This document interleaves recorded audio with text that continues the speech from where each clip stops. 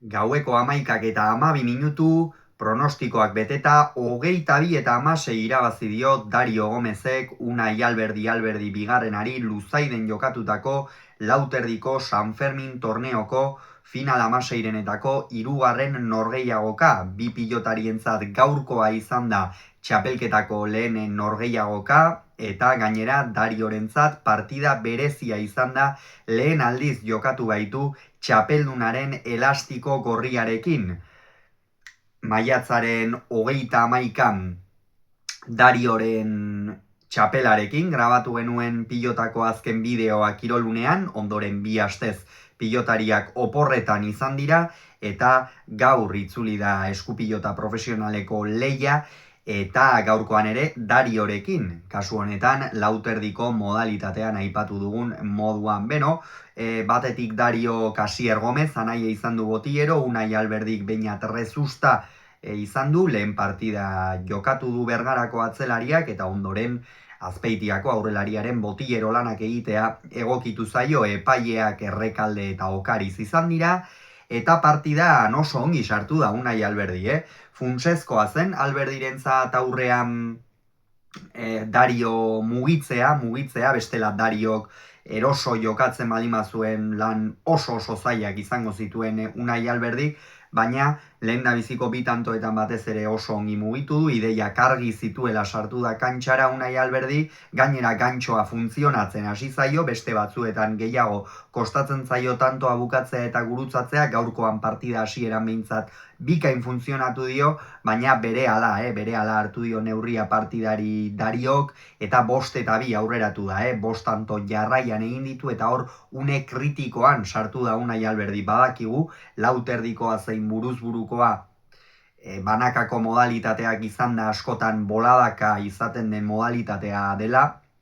baina Alberdirentzako gaurkoa oso bestelako partida zen, orain arte beste maila batean jokatu izan du, eta lehendabiziko txapelketa handia zen nolabait esateko Azpeitiako aurrelariarentzat, eta horrek beti kezka, zalantzak, ilusioa ere bai, baina bestea ere sortzen ditu, eta 5-2 hori une garrantzitsua izan da, baina bikain erreakzionatu du Azpeitiako aurrelariak, eta 5-2 horretara nola heldu da Dario,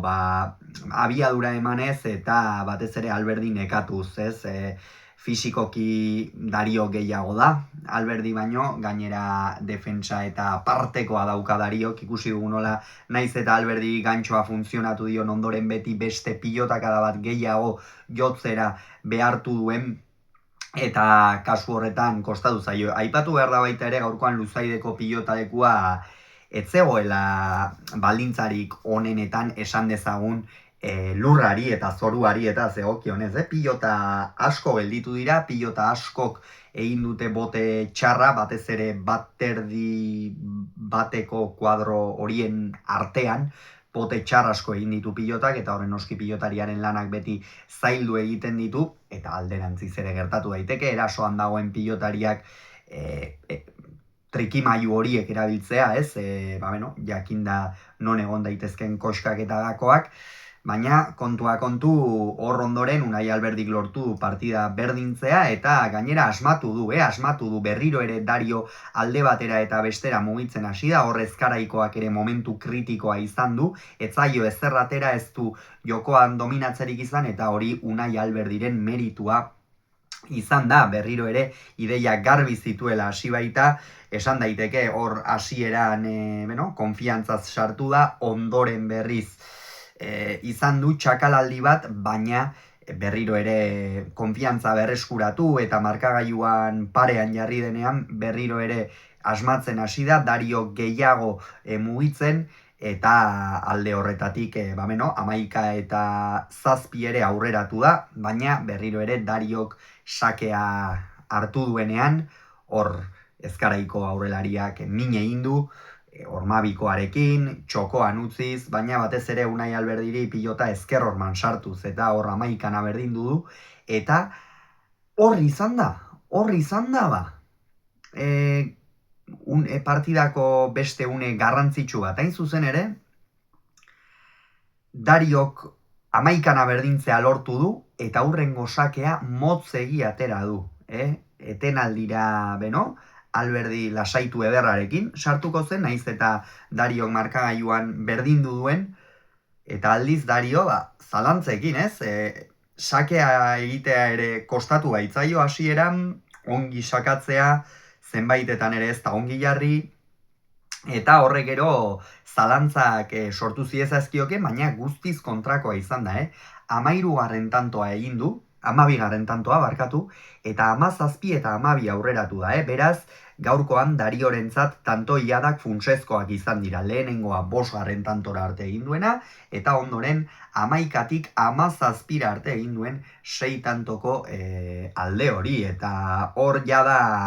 auspoak eta fisikoak ezeresan handia izan dute. Ikusi dugu, Dariok zabalera botatako zenbait pilotetan Alberdi ezinean ibili dela, txokoan ere, asmatu ezinik edo jada tantoa gogortzen zirenean Darioren aldera erortzen zenaren sentsazioa, pixkanaka Alberdi fisikoki amiltzen hasi denaren sentsazioa, eta hor 18 eta 13 oker ez baldin banago aurreratu da, eta ondoren egia da, Alberdi beste pare bat tanto egin dituela, non behar bada pentsatu ziteke, honek berriro ere beste hilada bat egin dezake, baina ez da horrela izan, eta azkenerako 22 eta 16 amaitu da norgehiagoka. Dariok ez du aparteko erakustaldirik eman, baina ofizioz jokatu du, esperientziaz atera du partida aurrera, Alberdik izan ditu bere momentuak, baina txapeldunaren aurka aritu da, eta nik uste ere Alberdik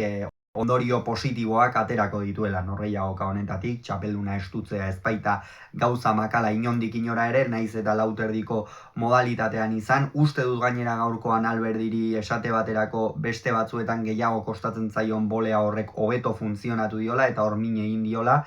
baina une garrantzitsuetan behar bada utse egin du eta Dariok berriz asmatu eta ofizioz aipatu moduan atera du partida aurrera ezkaraiko aurrelariak. Eta, itzuli da, aipatu du moduan lehia pilota profesionalera berriro, gaurkoan, honen ostean Dariok, orain esango dut, Dariok Zabalaren aurka jokatuko du ekainaren 24ean San Juan egunez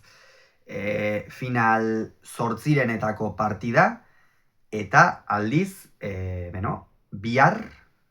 Barainainen izango da jaialdia, eta bertan Erik Jaka eta Iñaki Artola izango dira nor baino nor gehiago, eta arratsaldean partida amaitu bezain lasterrez, baina gauean bai norgehiagoka horren analisia izango duzu hemen Kirolunean. Gogoratu beraz, Dariok 22, Alberdik 16, Luzaiden.